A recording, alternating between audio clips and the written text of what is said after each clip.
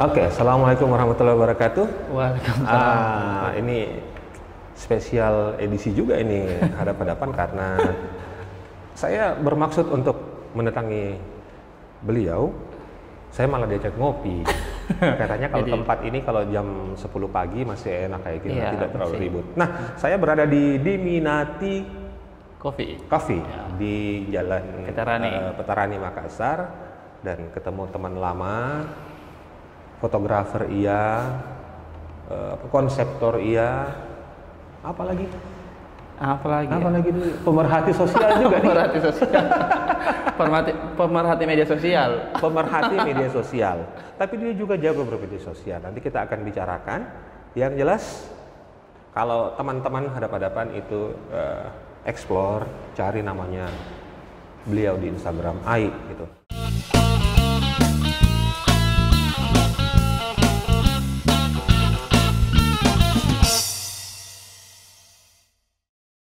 I_aeroplanino. Ya. Nah, katanya teman juga itu karena beliau suka sekali sama seorang pemain bola. Ya, dulu pemain bola.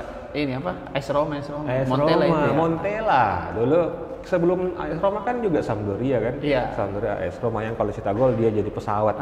Begitu. Nah, karena beliau suka pakai nama itu. Pakai nama itu. Aeroplanino. Kalau I-nya itu apa? Sebenarnya sebenarnya itu L sih sebenarnya. Oh, L. L. Kalau di L, bahasa L huruf kecil. Ya, bahasa Italia kan itu kebanyakan depannya pakai L ini, L itu. Oke. Jadi suka Sampdoria atau Roma? Suka pas dia di Roma baru saya suka. Roma. Apalagi waktu zamannya itu ada Batistuta. Iya, pas itu zaman SMP sih sebenarnya. Batistuta, ada siapa lagi? Masih ada Totti. Masih ada Totti.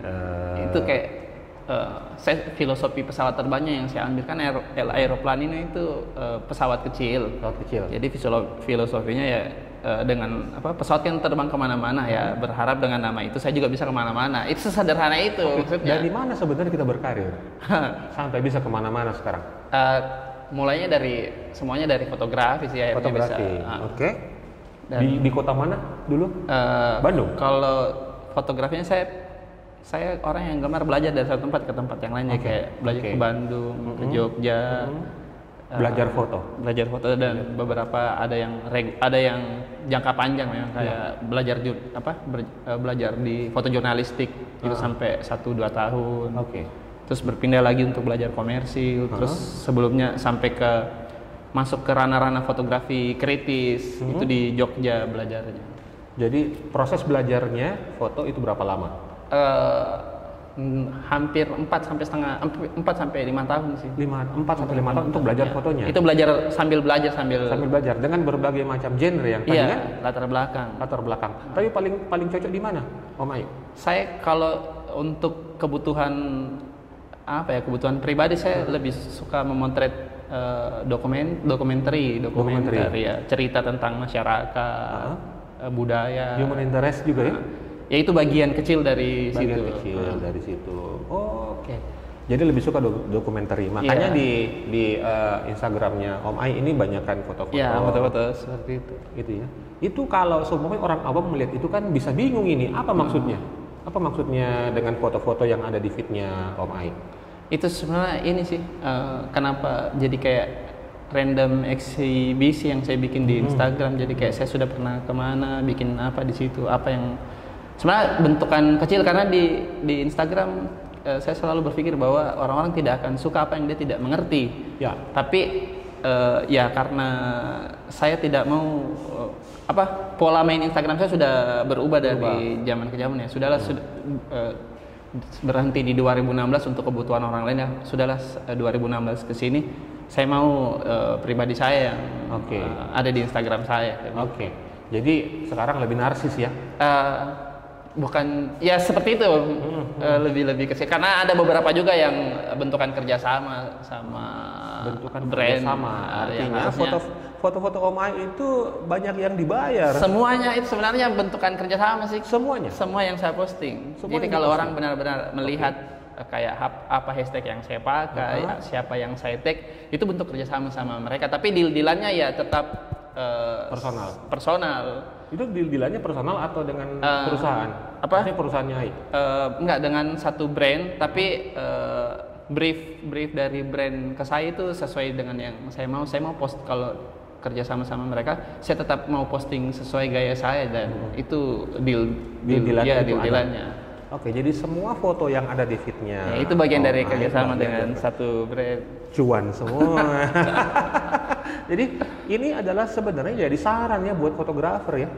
Iya. Sebenarnya bahwa seharusnya yang tampil di feed kamu adalah berhubungan dengan yang relate dengan yang relate dengan sebenarnya itu budaya Instagram zaman dulu sih dari 2012 sampai 14 di dulu sebelum muncul fenomena buzzer selebgram.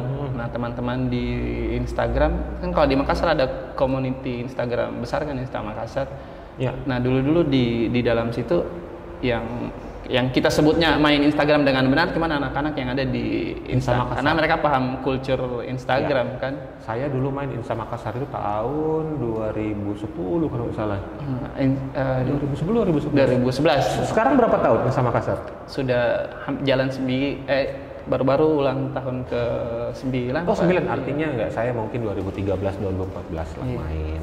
Tapi dulu nggak sempat ketemu sama Om Ai. Nah, tadi sempat disinggung bahwa yang paling benar cara bermain Instagramnya anak-anak teman-teman di community karena edukasi Instagram sebagai platform for storytelling itu cuma masuk ke teman-teman di Insta Makassar kan. Jadi di dalam situ mereka diajari ini itu dan waktu itu orang-orang fokus bikin konten. Ya. Misalkan ada yang relate sama mereka suka ke gunung, mereka akan bikin foto-foto di Instagramnya semua tentang gunung. Mereka suka foto-foto yang punya tema-tema spesifik, mereka akan melakukan itu secara konsisten dan itu dilakukan sampai bertahun-tahun. Nah, ketika Instagram sudah mengarah bahwa oh ini akan bisa dibeli sama si brand masuk ke teman-teman ini semua. Ke anak-anak yang menurut brand ini relate. Jadi waktu itu beberapa dari anak-anak ditawari bahwa kita waktu itu mau naik gunung lah segala macam. Ada brand yang kontak kalau kita mau dong sponsor, mau masuk, terus deal-dealannya bagaimana? Dulu waktu itu kan belum ada bahasa endorsement kan. Kita bilang bagaimana ya? Dia bilang terserah, saya mengikut dari kalian saja. Di zaman itu konsultan-konsultan brand global mereka mikir kalau dengan cara ini brand saya tidak rusak, Instagramnya kalian juga tidak rusak karena tidak hard selling. Nah, di zaman itu akhirnya semua akan jadi sangat personal, kayak kita jalan ke gunung, fotonya tentang gunung. Iya, produknya memang akan ada di situ, kayak misalkan kita pakai tas, terus kita nge-tag akun brand, terus nanti di captionnya itu cuma pakai hashtag, tapi kita tidak akan bercerita tentang brand itu. Hashtag saja dan orang sudah tahu, oh ya sudah, memang naik gunung kan pakai tas gunung. Dan kebetulan saja mereknya itu. Selling seperti itu zaman dulu. Kalau sekarang bagaimana fenomena itu? Kalau sekarang fenomena ada banyak, kayak saya bingung juga sebutnya agensi atau konsultan brand yang malah merusak culture yang seperti itu, menggaya yang seperti itu, yang sampai mereka harus pegang produk lah seperti inilah itulah, dan terlalu hard. Dan memang setelah Instagram di take over full sama Facebook, apa-apa jadi bisnis di Instagram. Lahirlah fenomena orang-orang beli follower biar eksis. Kan sekarang bahkan ada yang punya cita-cita main Instagram untuk jadi selebgram kan. Iya. Nah, itu yang akhirnya mengubah si teman-teman di komunitas yang benar-benar belajar main Instagram, mengikuti culture yang benar. Di sisi lain ada orang-orang yang tiba-tiba beli follower, beli likes, berharap di endorse.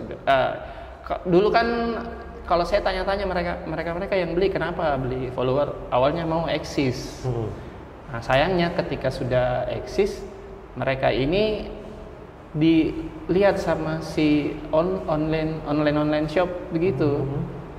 Nah, karena sudah lihat banyak follow-nya, diajaklah kerjasama, endorse begitu. Mereka terima, dan yang jadi problem adalah follower itu kan palsu. Jadi kita ngejual kepalsuan ke si klien kan, dan itu latah dari kayak teman segeng-gengnya itu akhirnya juga ikut-ikutan, dan akhirnya Makassar jadi kayak salah satu kota terbesar dengan aktivitas Instagram palsu. Saya selalu sebut itu karena memang tiba-tiba muncul orang yang tidak kita tahu siapa, dia bikin apa, terus punya banyak follower, dan setelah kita cek, kita periksa akun dan lain-lain, memang itu semuanya followernya dibeli. Banyak ya?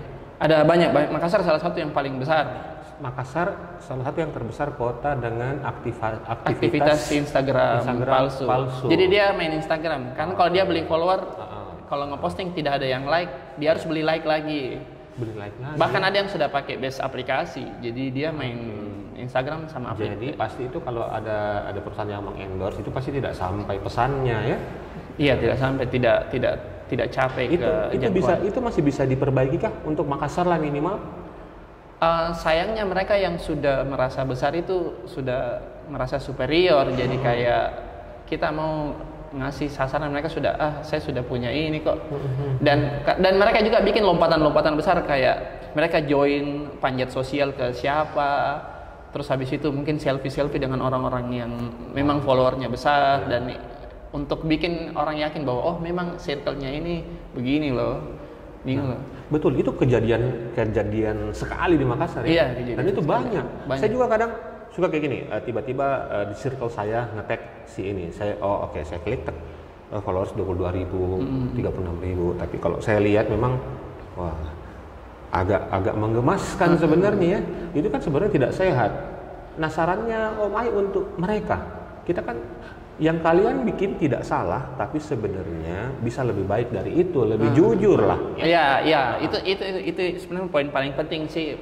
Maksudnya apapun yang kita lakukan landasannya harus ada kejujuran. Nah, mereka lahir dari niat yang memang sudah tidak jujur, dan kan itu kan merugikan banyak orang. Saya tidak masalah dengan orang-orang yang mau bully follower, mau eksis segala macam, tidak apa-apa. Tapi kalau sudah berhubungan sama orang lain yang merugikan orang lain, dan apalagi kita di Instagram itu kan biasanya community first sekali. Kalau teman-teman kayak saya salah satu bagian dari itu, merasa bahwa kalian inilah nanti yang akan rusak si platform ini, yang bikin orang rugi, bikin orang merasa apa sih itu Instagram, kenapa akhirnya begini, kenapa banyak sekali penipu di dalam. Nah, mereka ini yang malah bikin Instagram jadi seperti itu. Ditegur salah, tidak dibiarkan, mereka makin tambah banyak ya. Ada pengalaman pribadi Ai mungkin pernah berbicara langsung dan mereka dalam satu forum kayak atau secara saya personal? Tidak pernah berbicara langsung, tapi saya menyinggung. Kayak pernah ketemu beberapa tempat, saya bilang saya kan jenuh sama self proclaim soal saya ini seorang influencer, padahal membedakan influencer, buzzer sama selebgram itu saja punya banyak perspektif kan, banyak perbedaan. Tapi kalau kita di bagian community ini secara luas, kita cuma menyebut orang-orang yang main Instagram itu ya Igers atau Instagramer. Selebihnya dari itu tidak ada. Pun kalau ada kerjaan sama brand, ya kita bahasanya kerjasama, bikin kerjasama campaign, kerjasama jangka panjang, kerjasama ambasador. Nah, yang jadi ininya bahasa endorsement itu sendiri yang orang-orang tidak pernah tahu atau baca dengan seksama, bahwa ketika kita kerjasama sama brand, kita yang endorse brandnya, bukan brand yang endorse kita. Kita yang mengendorse brand. Iya. Dalam artian itu kita yang menampilkan kita visualnya. Yang menampilkan brandnya mereka, visibility mereka, bukan brand yang mengendorse kita. Itu penting supaya kita tahu posisi kita sebenarnya apa, dan tanggung jawab menjadi buzzer itu kan juga luar biasa. Kalau di kami menjelaskan kayak buzzer itu siapa, influencer itu siapa. Kalau kayak buzzer itu orang atau bukan orang di Instagram yang punya follower banyak, tujuannya untuk menyebarkan informasi secara luas. Informasi? Iya. Bisa dalam bentuk visual? Dalam bentuk apapun, karena kan Instagram memang platform yang punya impact visual paling bagus. Terus kalau influencer itu sebutan orang yang dikasih orangnya. Iya, kita bukan kita klaim sendiri, tapi disebut sama orang-orang. Pengakuan ya? Iya, pengakuan yang diberikan orang-orang. Tidak ada jumlah followers. Kalau influencer 500 biji pun tetap akan dibilang influencer. Kalau memang kita tahu bahwa orang ini relate dengan suatu pekerjaan atau aktivitas.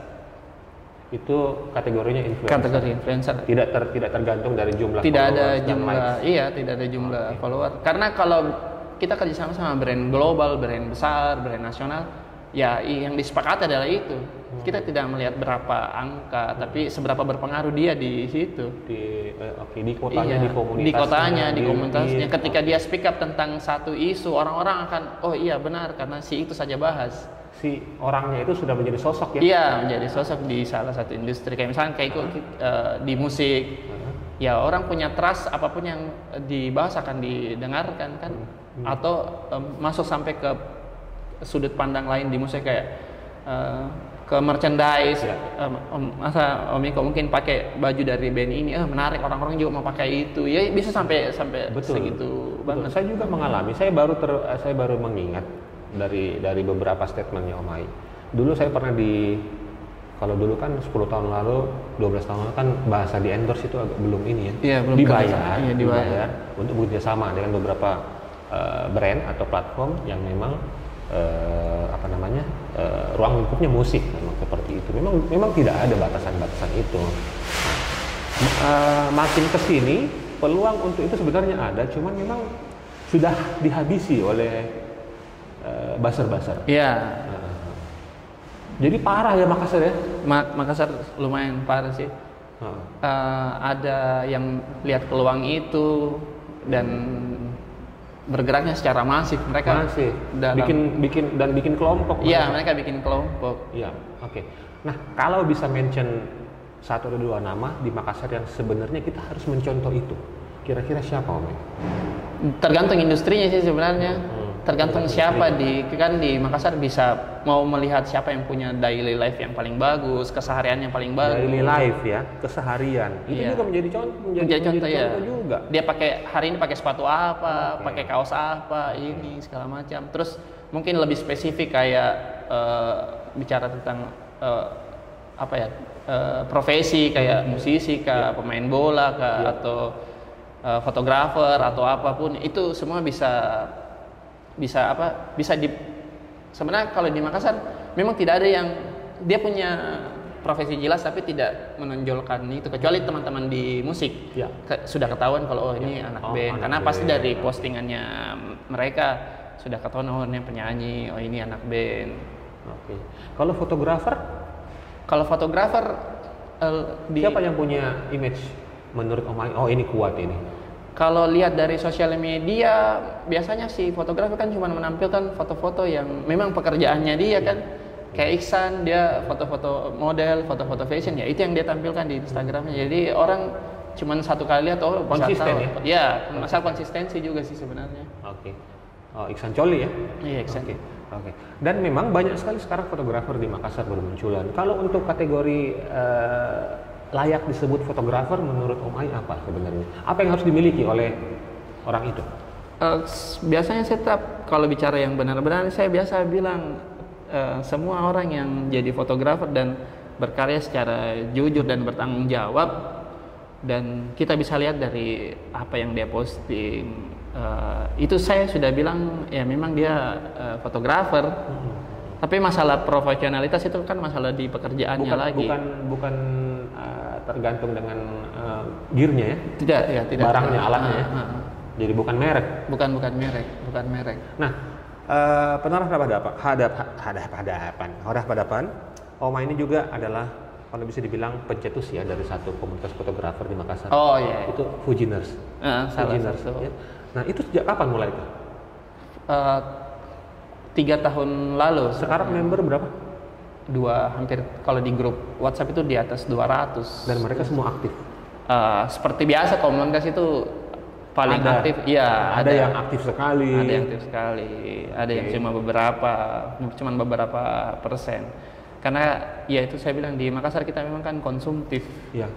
Apa saja yang lagi tren orang-orang akan beli, dan dipengaruhi karena mungkin perkembangan sosial media juga. Yang kenapa si komunitas ini tumbuh cepat ya, karena si brandnya sendiri punya visi bahwa ke depan sosial media akan membentuk culture baru orang berfotografi yang sudah foto akan langsung posting, dan brand lihat itu. Makanya di zaman 3-4 tahun lalu sudah ada fitur wifi di kamera, kan. Oke. Ikatan antara Omai dengan Fuji kira-kira apa? Saya cuma mencetuskan Fujiners Makassar. Dulu karena waktu itu kan awal-awal pakai Fuji, tidak terlalu banyak di sini. Saya harus cari teman buat sharing apa segala macam, experience saya pakai kamera ini, mengajak orang-orang juga, ini bagus loh. Apalagi waktu itu pekerjaan saya sudah menuntut saya harus lebih cepat mengirim foto. Waktu itu bikin foto-foto dokumenter untuk kebutuhan website traveling. Makanya dulu saya selalu jalan ke beberapa tempat, dan saya paham bahwa waktu itu kebutuhan saya hasil akhirnya itu cuma digital. Dan waktu itu saya masih kurang yakin kemampuan kamera mirrorless bisa saya bawa kemana-mana. Tapi setelah ini efisien, saya bisa naik gunung lebih hemat, lebih enak karena kameranya tidak besar. Terus hasilnya juga kan kebutuhan digital, cuma hanya beberapa piksel saja yang akan dibutuh. Ya sudah, saya sudah melihatnya ke situ bahwa kebutuhan ini nanti akan bergeser. Jadi yang cetak itu hanya akan orang-orang yang berfokus pada fotografi yang mau berpameran sama fotografer wedding. Sedangkan kebutuhan kesini kan digital, media digital, apa-apa digital. Jadi saya sudah fix kan bahwa ya udah saya pakai mirrorless saja. Saya balik ke sini, di Makassar belum rame. Ya sudah, saya di Bandung ya dulunya ya. Keliling Jakarta, Bandung, Munarmanir begitu. Karena aktivitas pekerjaan sama bertemu orang-orang yang lebih banyak di sana. Ya, bertemu orang-orang itu juga di highlight pendengar hadapan-hadapan, bertemu orang-orang. Iya, bertemu orang-orang. Kalau keterlibatannya Omai dengan kantor berita Antara? Saya kebetulan belajar jurnalistik, sekolah di situ. Sekolah di? Iya, di workshop workshop jurnalistik Antara. Di Antara Foto.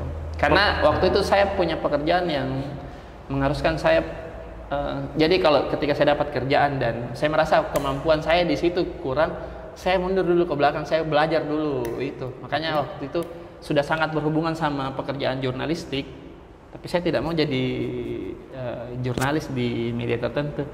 Saya belajar jurnalistik ke Antara itu 1 tahun sampai 2 tahun sampai proses berpameran. Setelah dapat ilmu dari situ, saya terima pekerjaan yang berbau jurnalistik dokumenter seperti itu. Termasuk menulis? Menulis. Cuma fotonya saja? Biasanya menulis, tapi tetap ada orang-orang yang bantu kita. Ada editornya juga ada. Ya? Oke. Karena kalau biasanya saya full ke ini sih, foto. Karena kalau sudah jadi terus foto dikirim, dibuatkan narasi. Karena kalau kita bicara sudah bentukannya sudah satu konten, ada foto, ada tulisan dan lain-lain, itu sudah pekerjaan kolektif. Dan saya orang yang percaya semua tidak ada pekerjaan yang tidak dikerjakan secara kolektif dan tidak bagus. Harus semua dikerjakan kolektif. Kayak ini bisa terbit ke sini karena siapa, ada editor, ada copywriter, dan saya waktu itu memang fokusnya ke foto saja. Ya, oke. Menarik sekali ya. Terus saya juga ingat awal-awal COVID pandemi, Omai ini sangat aktif kemana-mana, bikin foto dokumenter tentang potret itu. COVID. Berapa bulan itu Omai jalan? Saya berhenti, saya ingat itu bulan Juni terakhir saya berhenti. Dan foto-foto dokumenter tentang pandemi Omai itu dimuat di beberapa media luar. Ada waktu Ijtima Ulama di media luar, tapi sisanya sebenarnya requestan dari lembaga kemanusiaan. Terus ada pekerjaan komersial juga di situ. Yang ada brand yang minta dokumentasi itu untuk dibuatkan cerita yang akhirnya jadi campaign satu brand. Jadi banyak sekali ya. Tapi berhenti waktu itu karena sudah tidak diorder lagi atau? Beberapa media itu sudah tidak mau menerima foto-foto gitu. Dia mau menerima kalau bisa sisi lain dari COVID, kayak ada yang menikah di era di masa itu. Tapi yang itu masih ada yang order? Menikah di era pandemi masih diorder juga? Sebenarnya kalau sekarang sudah hampir tidak ada sih, setelah itu berhenti di Oktober seperti ini ketika sudah masuk fase new normal. Dan tidak ada lagi orang yang menikah di KUA. Iya. Yang cuman berempat itu sudah tidak ada. Mereka sekarang sudah menikah di gedung. KUA sekarang jadi kosong. Iya, sudah menikah di gedung kembali, ada menikah di rumah. Nah, Omay, bisnis, kita bicara bisnis dan pekerjaan yang Omay sekarang lakukan.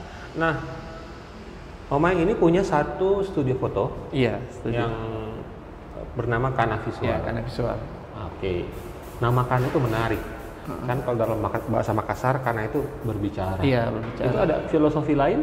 Tidak, memang itu saya ambil dari bahasa Makassar, Kana. Berbicara. Ya visual kan visual.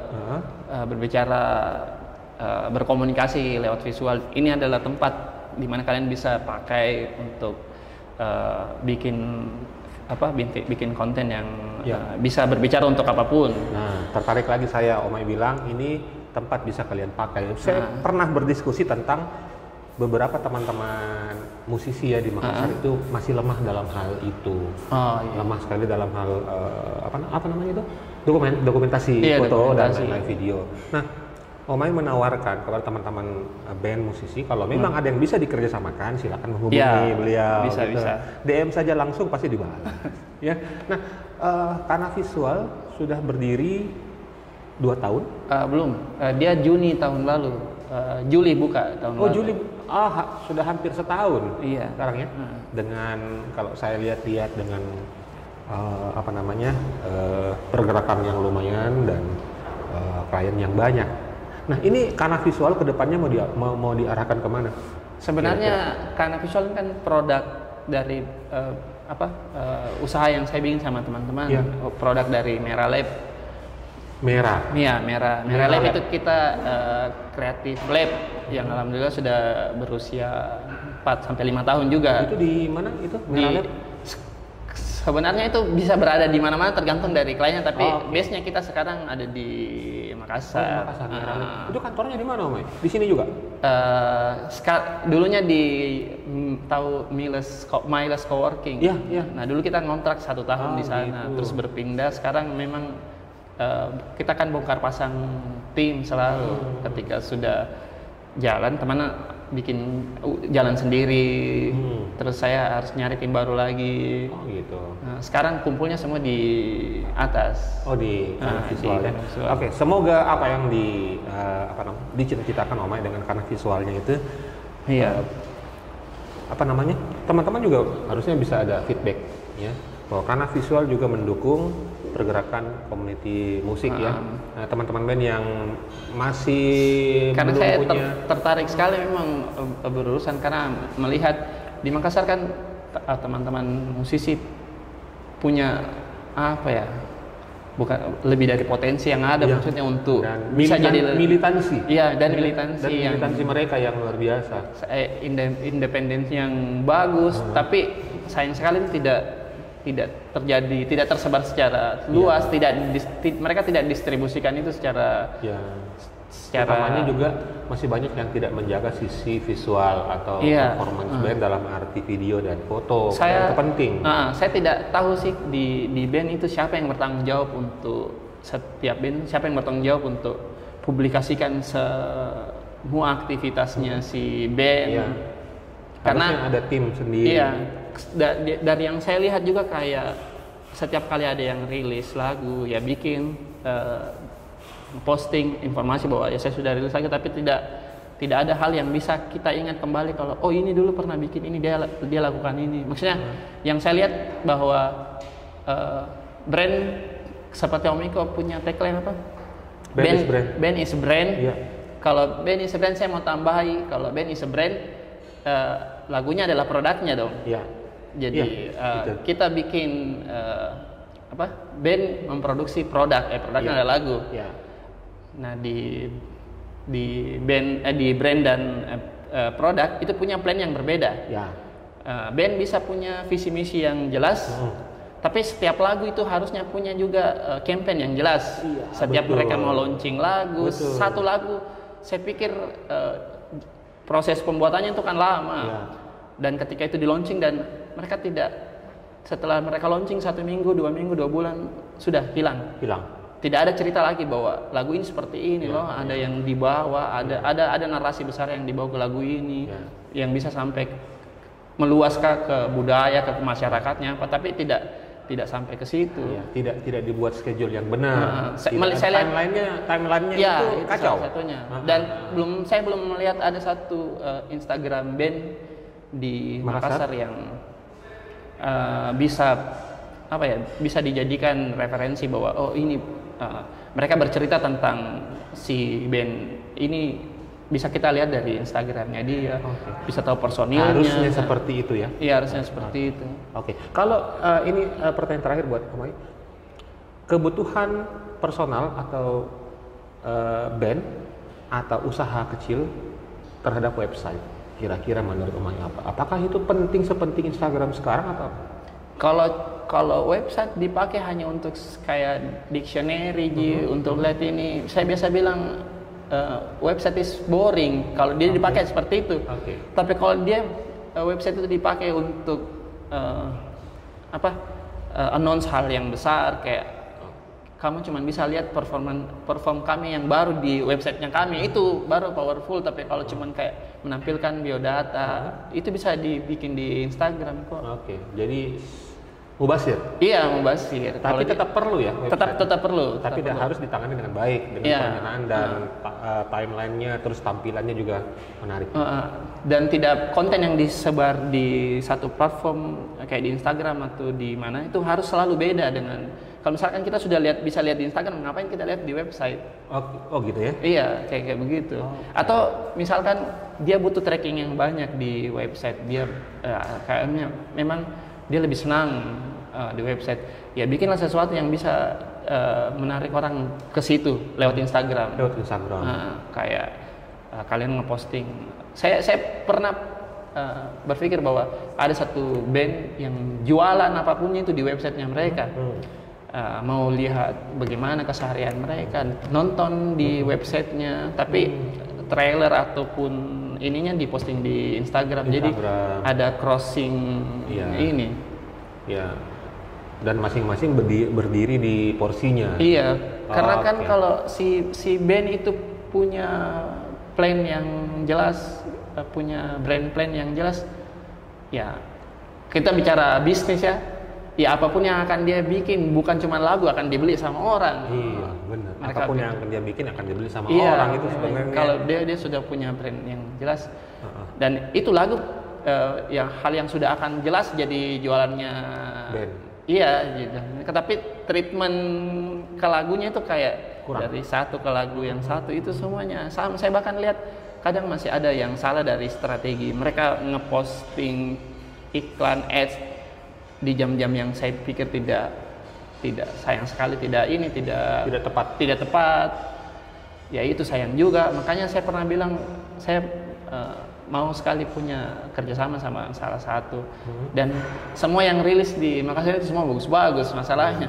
Jadi tantangan dari Omai mau sekali punya kesempatan untuk berkolaborasi dengan kalau perlu jangan 1, 2, 3, 4 lah. Kan biasa ada yang bilang mau berkolaborasi itu selalu tentang ada nilai yang apa. Ini bukan masalah nilai. Iya. Ini kalau saya pernah dengar kata-katanya almarhum Glenn. Ya. Tiap kali ada orang yang datang dan bicara tentang kolaborasi, dia tanya untuk apa, bukan berapa. Itu untuk juga yang apa, bukan berapa. Untuk apa? Kalau ada ajakan kolaborasi, untuk apa, bukan berapa. Lihat value kolaborasinya. Mantap. Oke, terima kasih Omai dengan segala kesibukannya setelah 2 bulan. Akhirnya ketemu, ditemani kopi coklat dari... Saya kopi susu. Oh, kopi susu, ini kopi coklat dari Diminati Cafe, ya, Jalan Petarani. Nah, karena visual itu menempati lantai 2 dari Diminati, jadi teman-teman yang mau ketemu Omai silakan datang sini, berbicara banyak hal tentang strategi brand. Iya, kita terbuka untuk diskusi banyak hal. Ya, termasuk tadi tantangannya, saya mau sekali berkolaborasi, jadi berkolaborasi tentang apa, bukan berapa. Ya. Dengan beberapa band atau musisi Makassar, ini tantangan. Jadi yang nonton, tahu dia orangnya, jadi datangi dan ayo kita kolaborasi Omai. Apa yang kita bisa kolaborasikan saya yakin akan menjadi hal baik selama kita dengan niat baik juga, Om Ai. Ya, Oke, terima kasih. Tos dulu. Ya, terima kasih sekali lagi untuk Om Ai karena visual dan diminati. Semoga apa yang dicita-citakan dan dilakukan tiap hari menjadi berkah. Bukan Amin. cuma buat kita berdua, tapi buat Buat orang lain. orang-orang dan teman-teman kita. Assalamualaikum warahmatullahi wabarakatuh.